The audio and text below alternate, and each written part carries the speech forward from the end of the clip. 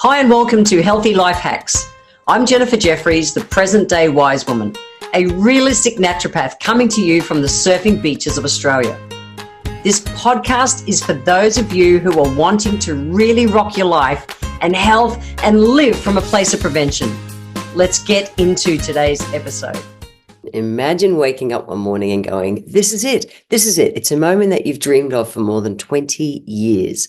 You made an agreement with yourself that there was going to be a specific way to achieve this bucket list item. There I am. And I am at the biggest ice festival in the world. And it's in the northeast of China, right up near the Russian border, minus 35 degrees. The worst it got was minus 37 degrees. A place called Harbin in China. And I chose to put this on my bucket list 20 years ago when I learned of this place. The agreement I had with myself was I couldn't just buy a flight ticket and go there. I wanted to go there and really experience the culture of all of it with Chinese friends. At that time, I had no idea how I would manifest that trip to happen. And I did it. I've just had a week in Harbin at the biggest ice festival in the world, and it was everything I dreamed of. And this is how excited I was when I first saw it driving into the city. Oh, the ice city, it's over there. I'm so excited. So let's dive in. I want to explain how I manifested this. So how did I manifest this dream? It was a dream. Now, for a bit of background, Harbin is, as I said, a city up in the northeast of China. It's bloody cold. It is considered the coldest place in China. It doesn't get the coldest temperatures. However, it's got the coldest average. Its average temperature for the year is minus 22. And this time of year, while I was there, it was well and truly colder than minus 30 every single day. And that was with no winds. That was in really good weather, no winds or anything. It captures the Siberian winter, and it was that the cold added to it. I'm a person who doesn't enjoy the cold, but I couldn't have imagined not seeing the biggest ice festival in the world without that. So there's this big river in the city. Harbin is a big city, and the river absolutely freezes over. And it takes about 10,000 people 15 days to build this ice city. Now, if you can see this picture behind me, if you're watching this on YouTube, or if you've seen any of my social media the last few weeks, the ice festival, it's built out of all of these blocks of ice, about a meter long. They've got a specific size that they cut them to. And each ice block weighs about 700 kilos. And there are tens and tens and tens of thousands of these ice blocks. And they sculpture them into, that represent all the different famous buildings around the world. They build a city, and as well as incredibly intricate ice carvings. I love it. Check out my YouTube. You'll be able to find it there. But I've done videos of it and everything. It was an amazing trip. So how did I manifest it? I made the agreement was I wanted to experience the culture of the place. I didn't want to just buy a ticket, go look around, go, yeah, this is really cool, take photos and things.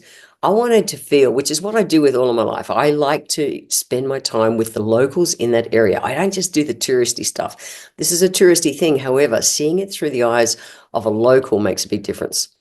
So I work as a professional speaker. I travel around the world, teaching about everything from aromatherapy, or the emotional side of aromatherapy, using my aromatherapy insight cards, through to teaching my how to break the stress loop work.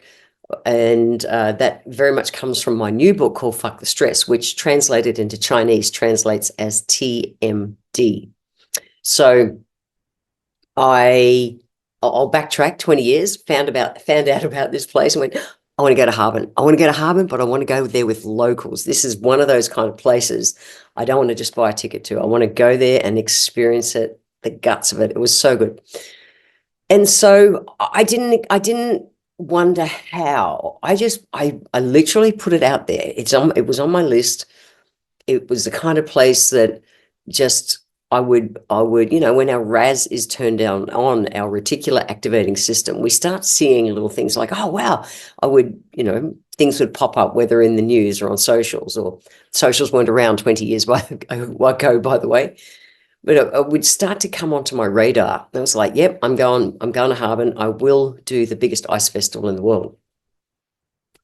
Now, I had been working in China. My aromatherapy insight cards were translated into Chinese when I was 40. So I'm about to turn 64. So 24 years ago, we did the Chinese version of the aromatherapy insight cards. And I was traveling to China. I've been to so many cities around China teaching, and it's all wonderful. It's all great. But Harbin never came on the radar for those kind of trips. Fast forward, doing life, traveling around the world as a speaker, still coming to China doing stuff, but Harbin again never came on the trip. And you need to be here mid-January, February, March, and that's it, it's gone. And it's a very like a 2-month kind of thing because of the weather. So I was just doing life and opening opportunities and all those things. That business relationship in China ended, and I didn't work in China for a few years. And I thought, you know what, it's time to work in China again. And so I put my RAS on to manifest a new business partner in China. So that was a sliding door that I needed to open, and opened that one. And that led to, me starting to work here again about 8 years ago. And you take time building a business relationship, especially in countries like China, anywhere, a bit different. And so, we're just building the relationship. And the kind of work we can do in any city and manifest the students to travel. And the people are cool to travel because it's within the culture of the country that they do that. So we're doing all the work, and I was here 6 weeks ago. 6 weeks ago, I was in Beijing. When I was in the south of China, in Shenzhen, teaching down near Hong Kong, and then I was also teaching up in Beijing, where my Chinese office is. And we were sitting around the table. The trip had been very successful here in China, both in the south and in the north in Beijing. And my business partner said, Jen, where would you want to teach? If there was anywhere in China you would want to go, where would you want to go? Let's make a course there. And I said, Harbin. And they went, Harbin? What? Harbin, why? I went, biggest ice festival in the world, but you've got to go there like February, March. And so this was 6 weeks ago that I was here. And they went, well, Spring Festival's coming up. Spring Festival is Chinese New Year, and it's the time of year that the families all travel back home, and they have about a 2-week holiday. And in fact, as I record this, it ends today. The Lantern Festival is tonight, and China opens up again. So they've finished their 2-week big holiday for the year. It's like their version of Christmas. And so 7 weeks ago now, I was talking to Howard, my business partner, and he said, where would you like to go? I went, Harbin. And he's kind of like, Harbin, it's cold. And he's from Inner Mongolia, just as cold. And he went, oh, really? And I'm going, yeah, really, this is where I want to go. He went, okay, what if we ran like a team building exercise for our distributors here in China, and we created something of it? And I went, done. And it was like, great, you need to be back here in 6 weeks. And then my brain goes, 6 weeks turnaround? We chose to create a whole nother series of training courses here in China. That quickly turned around, manifested translating the latest book, Fuck the Stress, into Chinese so that we could teach not just that here, but what we call a salon series, which is trainings for our distributors to be able to run within their own salons. We created this crazy program to do over this last 2 weeks. I'm out of here in a couple of days now. And it's amazing what we can manifest when we choose. And so this photo here of me up in Harbin in front of, if you're looking at the YouTube, of me in front of one of the ice palaces is so important to me because it's like that final physical manifestation of a dream. So how do we make our dreams happen? I'm no expert on this stuff. I'm no mystical person on manifesting. However, I know that what I think about, I bring about. I know that I can open doors. I believe that the world is, our life is a series of sliding doors. And every moment of every day we are presented with opportunities, everything from even the opportunity to to open the door of the fridge and eat crap food. That's a sliding door moment. We choose to walk through it, eat the crap food, or close the door and go, nah, power move, I'm not doing that. So every moment of every day, we make choices to look in the door, walk through, or not. And for me to get to come here to Harbin and spend this trip with an amazing group of just human beings, let alone business partners and friends. And they've become such dear friends. And I have a translator. The rest of I can't speak Chinese and they can't speak English. And yet we communicate so perfectly. We never have a challenge with that, which I love as well. So how do we do it? How do we get to manifest that stuff? The first thing is to let ourselves dream. Let ourselves dream. People dream with the time and money limitations that they have at this time. I dreamt this dream 20 years ago. And I had no idea how it was going to manifest. And I learned from Mike Dooley, who was one of the guys in The Secret, that movie and that book, to not worry about he calls them the cursed hows. What happens is we have a dream and then we go, well, how's that going to happen? How am I going to make that happen? What has to happen?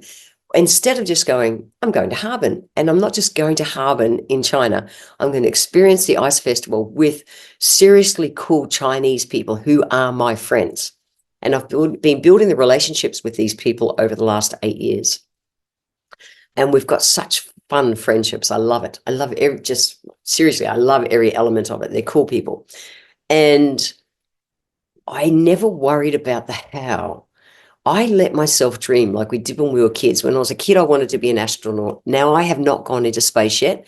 However, I'm not questioning how. I know that since I was a child, the world has now opened up, that it is possible, whether on a SpaceX or a Blue Origin or one of those kind of flights, I can go into space.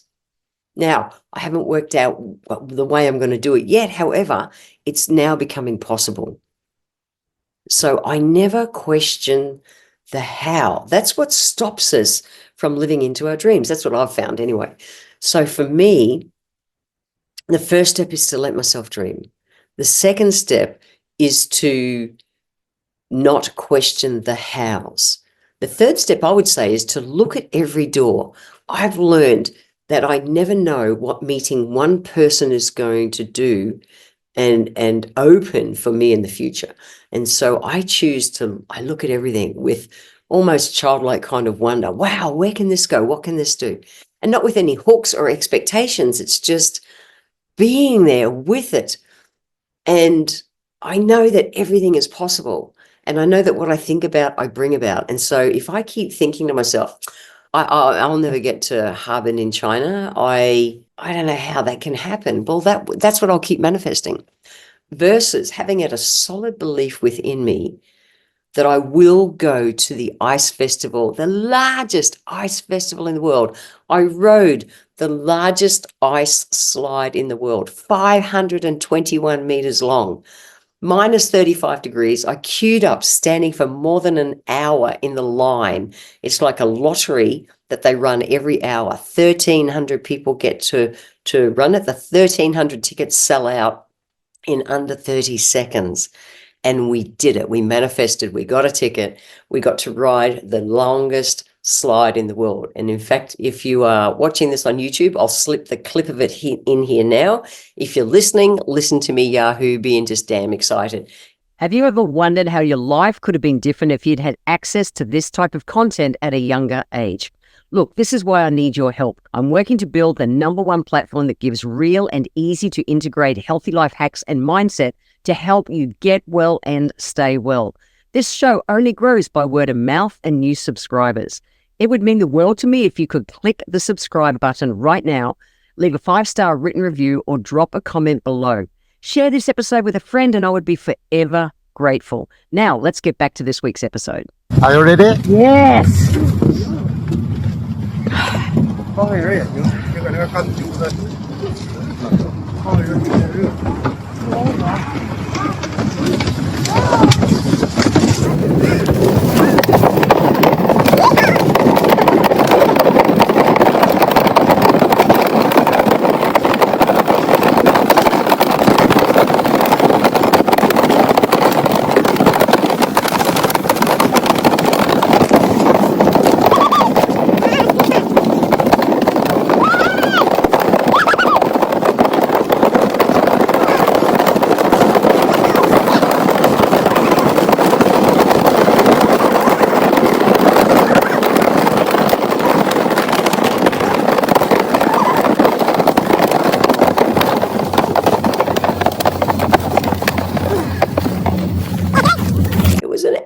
thing. It's just an epic thing to do.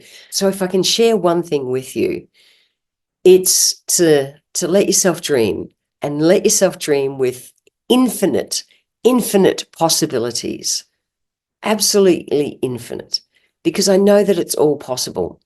We don't, I had to create business relationships over years and write this new book and all those kind of things. So many sliding doors had to open for me to manifest this bucket list trip. And I did it. And I know that you can create the life that you choose. You can live into the dreams that you choose. It starts with letting yourself dream, not questioning how, and just looking at all of those sliding doors as they present day in, day out, because we never know which door is going to lead to wherever it is. So if some people don't like calling them bucket lists. Just imagine you've got a list of things that you want to do in your lifetime. What if you started even just writing down 10 things you'd love to manifest in this lifetime? Start there. Let yourself truly dream with no time or money limits, like you may have in your life right at this moment, and it's okay if you do, but dream beyond them, like you did when you were a child. Don't question the how, but bringing it into your awareness, whether you're the person who enjoys vision boards, that you put things like this on your vision board, or whether you're the person who just likes to talk about it to friends. What do you want to do? Well, I really want to go to the biggest ice festival in the world. What is it? Let yourself dream. I promise these are the juicy things in life that I find priceless, absolutely priceless.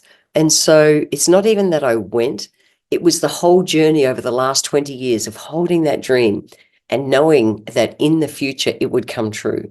And it did. And I love, if you can see this picture, if you're looking at YouTube, I love it. I love this picture so much. I've got this great big Russian kind of hat on my head, trying to keep my head warm in minus 35, 37. Priceless. It's time to let ourselves dream again. It really is. Life is too short not to do the things that we want. And it's only our head, how we think about things and how we talk to ourselves, that keep us limited.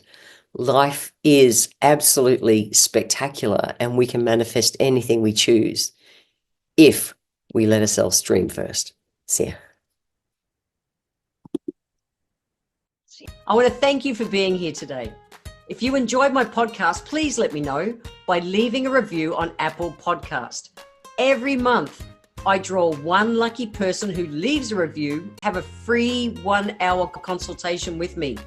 Be sure to subscribe to the show wherever you're tuning in from, so that you always catch the next episode. I welcome your emails, and you can write to me at podcast@healthylifehacks.com.au. Until next time, remember, when it comes to life, live it, love it, and get on with it.